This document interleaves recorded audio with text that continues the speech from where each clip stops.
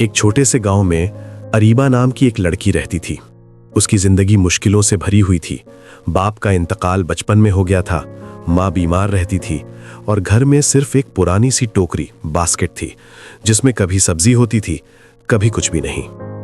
हर रोज अरीबा सुबह उठती, उस खाली टोकरी को देखती और उसकी आंखों में आंसू आ जाते।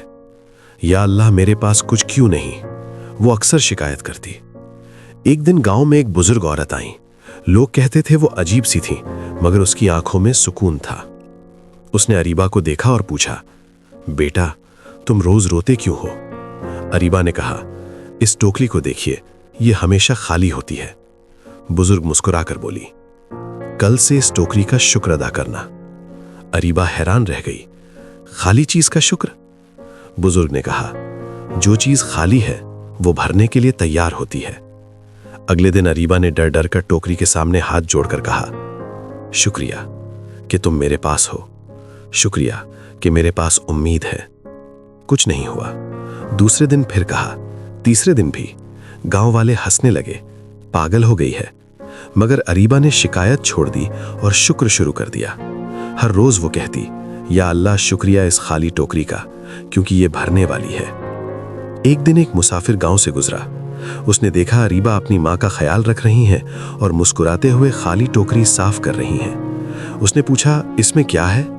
अरीबा ने मुस्कुराकर कहा, अभी कुछ नहीं, लेकिन मैं इसका शुक्र अदा करती हूँ। मुसाफिर गहरी सोच में चला गया। अगली सुबह उस टोकरी में ताज़ा फल और रोटियां रखी हुई थीं। अरीबा रो पड़ी, मगर इस बार शिकायत के नहीं, शुक्र के आंसू थे। मगर कहानी यहीं खत्म नहीं होती। वो रोज शुक्र करती रही, चाहे टोकरी भरी हो या खाली। धीरे धीरे लोग उसकी तरफ अट्रैक्ट होने लगे। उसकी पॉजिटिविटी, उसका सुकून, उसका यकीन। उसने गांव के बच्चों को पढ़ाना शुरू कर दिया। लोग उसकी मदद करने लगे। फिर उसने छोटा सा बिजनेस शुरू किया, टोकरियों का। वो कहती थी, जिंदगी भी टोकरी जैसी होती है, पहले खाली लगती है, फिर अल्लाह उसे भर देता है। सालों बाद उसका घर सबसे खुशहाल था, मगर उसके कमरे में एक पुरानी खाली टोकरी अब भी रखी थी।